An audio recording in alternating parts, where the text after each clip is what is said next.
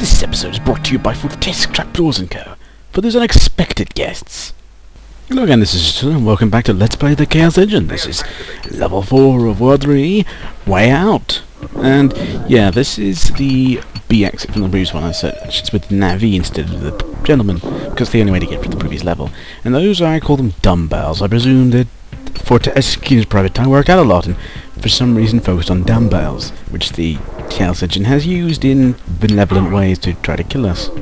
Anyway, this is basically a little bonus start area full of goodies and stuff that will help you, but only if you've got an explosive. Anyway, now, this is where it starts normally, and soon we're going to fade away to back with the gentleman. So anyway, yeah, this level is, oddly enough, even though it's a final level of a world, and those traditionally are hard, is not as hard as the final level of the previous world. Strange enough, the lack of those nasty springing things is a part of it. It's quite difficult still, but, you know... Oh, yeah! Psychic Death Count number 3. Unfortunately, I won't go into that bit more, because so much stuff is happening. Those dumbbells again, but... fighting them is different. But, you know, that block he took out and made the stairs appear. If you take that, yeah, it does make the stairs, but also this bit over here makes that unlocked. Now, that key he grabbed lets him get into a special area, which I'll show later on. But anyway, dumbbells are nasty to fight because they move erratically. But there is a certain pattern where they basically move around the edges and they occasionally swing across elsewhere. So yeah, but taking them out, however, they're not that tough, so if you can hit them hard and fast, they just go away. And again, this level has, well, I think I'll stop calling them Mr. Links and call them now Lennies. They've got skulls, Lennies, and dumbbells. Not much else apart from that, but those are pretty annoying opponents. And yeah, you see that spike over there? Very nice one. Grab it, and it's something that appears. I'm not sure if it's a good thing or a bad thing. Oh well. I'll probably think of it later. Anyway, yeah, this is another trap. Move here, and those two appear. Again, I never like to be surrounded, so I always move away from that certain thing. So yeah, we head back up here, and one of the dumbbells ambushes, and we back down to this yin-yang, to a telephone. Now, this level is, like I said, hard, especially if you can't quite hit things and almost touch them like that. And here I am running away from a Lenny that got slightly too close and having hard to avoid bullets. So yeah, skulls really come into heavy play here, and they're not that difficult to fight, but it's always a problem. Now, up here, that special thing, see that there special one? Oh, yeah, it's the ambush. If you step into it too hard, you basically get hit in the face with a Lenny, and suddenly, yeah, things start going much, much worse. Now, I'm hoping saving up those really. I'll probably make a trip back there, but anyway, yeah, this is this room here. You want to step back, definitely. Because, yeah, if you step in here, you get surrounded twice by two waves of both dumbbells and Lennies, which is a very, very bad thing to happen to you. You believe me. And here is an interesting section. You basically, yeah, take on two waves of dumbbells, but that door over there, I wonder how you get in there. Well, shoot it. There you go. And there's some worm. There is one more enemy here, the worms. You don't see them much, if ever. Anyway, after taking that key up there made this open up here, which is always fun. And yes, I'm taking out the things purely to annoy the scientist, I'm sure. This area here is tricky. You can only get two of these doors open at a time, but basically you have to get in there before a monster appears, because they only temporarily open, but there's two waves of monsters coming from each one. So there we go, I've got the two best ones, the left and the right one. You can theoretically, I suppose, get all three, but doing so requires far too much work. So you might as well just get the left and right one. Because, yeah, various reasons, the thing won't come out if you move away. And I'm just stepping back to grab the special power that I had used. Look, there was this thing here. It's a portal.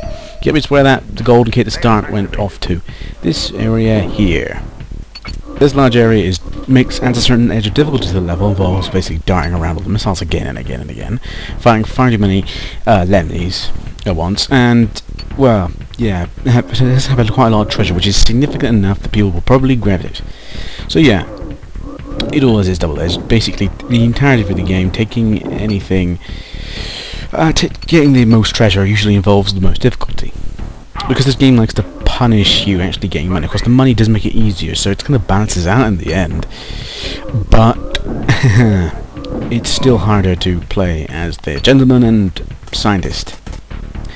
And yeah, there's me healing up and see if I can grab that thing about to do stuff, but I'm mumbling here, and no, I'm just going to grab it. Because otherwise I'd waste it and it wouldn't be grabbed.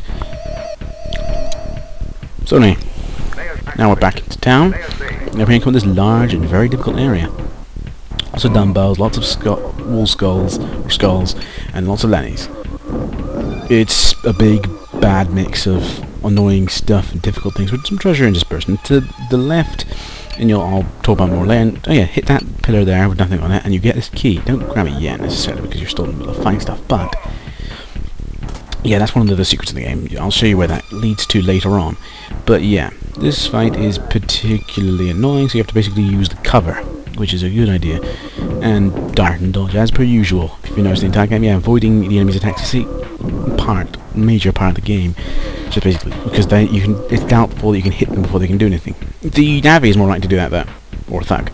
But anyway, yeah, grab the key, and nothing happens now, but I'll show you where it comes later. And that thing to the left or up is the pyramid, and those are mines. But yeah, that pyramid, what's it? Yeah, see, you leave the mines left open, and suddenly the enemy step on them and die. Bam. But yeah, that pyramid walk in here is the one you saw from the start with the Navi. You cannot get on there without the starting from there. So don't bother trying. It's kind of fruitless to bother with such a thing. Now there's the exit, and here's some of the nodes. But this is not near the end yet. It's kind of getting close though. But that is the exit of the world. Now you head down here. We're fighting in very tight quarters. More dumbbells. And you see that door there that leads to a power up. That is what's opened by that key I grabbed just earlier, and that's that pillar. But going in there also adds another ambush in there, which is again another difficulty elevated to the game. So yeah, there is the final node of the level, and we're going through and just fight off more dumbbells, which hopefully by now you've devised a tactic in finding them. Basically blast them and run away. They're really hard to stop if you hit you in time and deal a significant amount of damage. I managed to avoid this level. Anyway, there's the end of the level. Ta-da-da-da-da-da. Yeah. Anyway, there's more than enough at the moment. We're just going to the level screen and then the shop for the end of the world. Now, complete training is... I'm just going to complete training if I recall correctly, because it's useful enough to just go bloody blah blah blah. Correct. Complete training is usually normal. I mean, I might pick up health if I'm really desperate, but there's nothing to really grab now. I think I have completed everything that the gentleman possibly can complete. So he's maxed out. The scientist on the other hand hasn't. Because you see the orange bits are bits that you can buy, and the blue bits are the bits you can get to. So once that's done, entirely green, you're done. That's it. You've won. Well, no, your character's the best it was going to be in that section. Then you might as well just either grab special power uses or extra lives. Anyway, next world will be the cellars. Next level will be sewer. You can use the password if you want to. Not that it may be be gone by now, but oh well. Anyway, yeah, this was it. That was the Chaos Engine. That was Fortescue Engine. Good night.